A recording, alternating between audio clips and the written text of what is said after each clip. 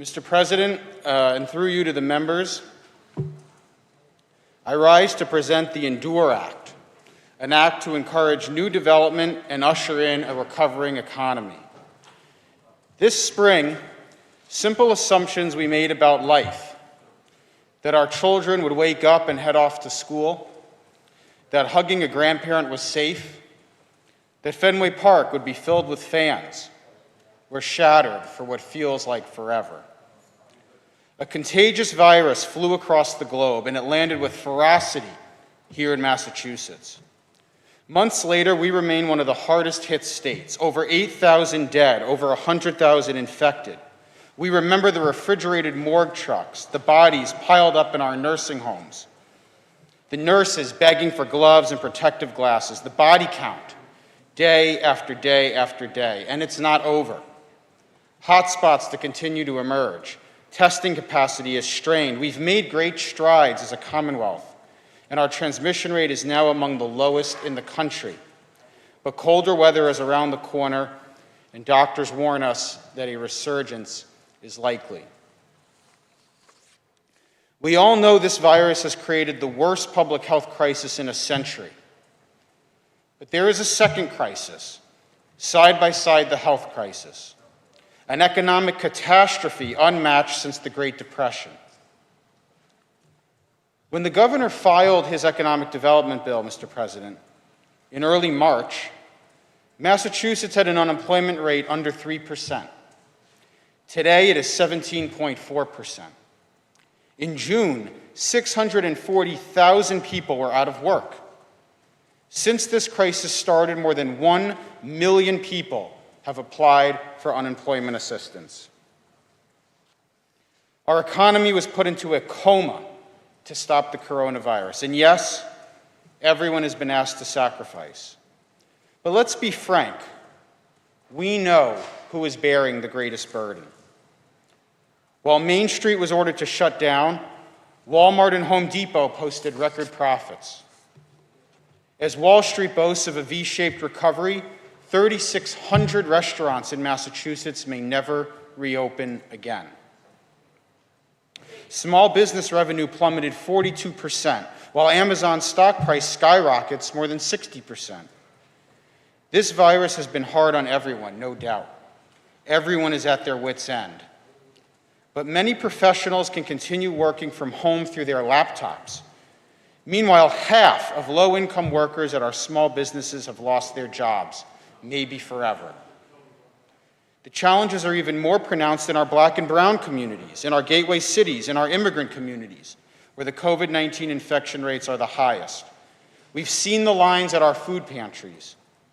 Income for tipped workers has declined as much as 80%, and as many as 95% of Black and brown-owned businesses did not have access to federal PPP loans. This virus will be remembered for a lot of things, but perhaps its longest-lasting legacy will be hypercharging the greatest concentration of wealth in American history. Some say our economy was doing great before the crisis, that if we flatten the curve and get back to normal, all will be okay. But we know otherwise.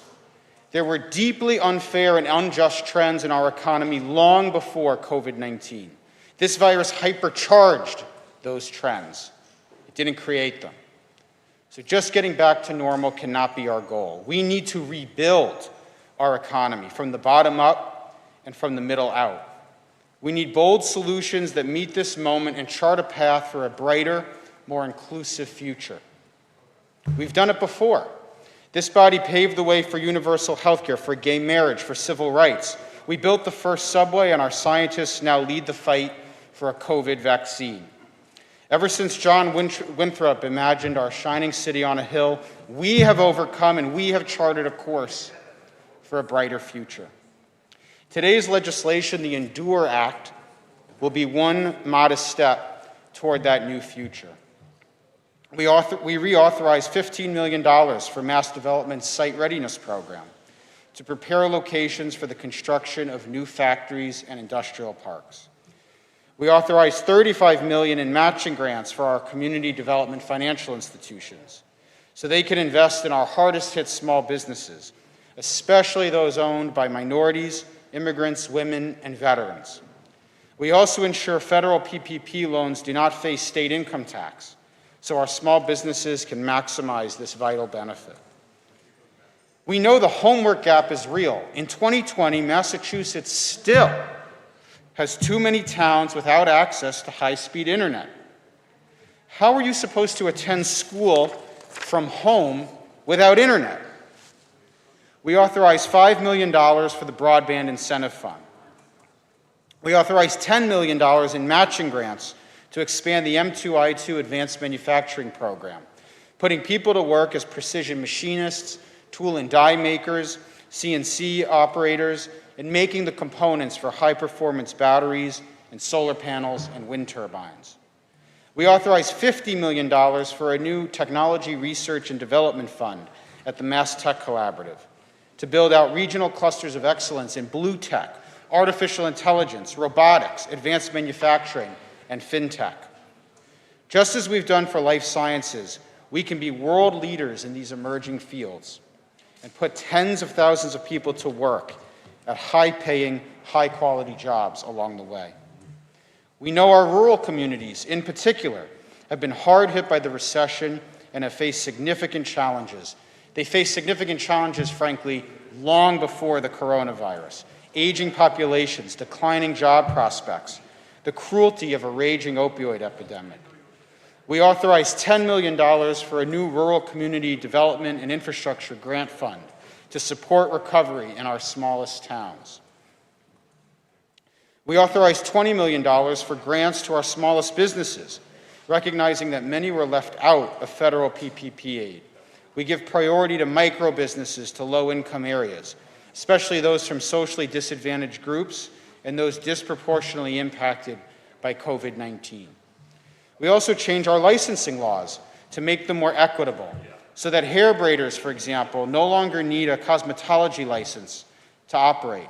This is an onerous and unnecessary obstacle for many Black women and immigrant women who own small hair braiding businesses or utilize these services. Our tourism industry, one of the great job engines of our Commonwealth, is on life support. We know it's not safe yet to promote out-of-state travel, but we can encourage in-state, socially distanced visits that are COVID-19 safe. I live in Longmeadow, for example, and can safely travel to the South Coast to check out the cranberry bogs, maybe in Westport. And I can pick up takeout and eat a meal on the way there. We authorized $10 million for a competitive grant program to provide tourism and marketing for in-state, COVID-safe tourism, with $4 million reserved especially for our regional tourism councils. We authorized an additional $40 million to redevelop blighted buildings and a brand new $50 million neighborhood stabilization initiative to help return blighted or vacant housing stock back to productive use. We will put hundreds, if not thousands, of people to work on these projects, and we will relieve our housing crisis in the process. We authorize a new $25 million fund to support grants for nonprofits driving social enterprise employment, specifically targeting low-income communities working to employ the most at-risk populations, including the recently incarcerated and the homeless. Again, our Commonwealth must recover by lifting all communities, and that must begin with the most vulnerable. As I said earlier, our restaurants have faced calamity. A sector that employs 300,000 people in our state risks being wiped out. Up to a quarter may never reopen again. We authorize a new $20 million fund to provide emergency relief and help to make the transition to our new socially distanced world. Our cultural organizations also face crisis.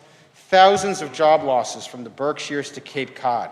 Tanglewood, for example, closed for the first time since World War II. Performing arts venues, street festivals, museums, and cultural sites have closed their doors. We authorized $20 million in grants from the Mass Cultural Council to provide emergency support for the neediest organizations. We authorized $25 million in new grants and loans for transit-oriented development and require the funds are spent to support middle-income housing.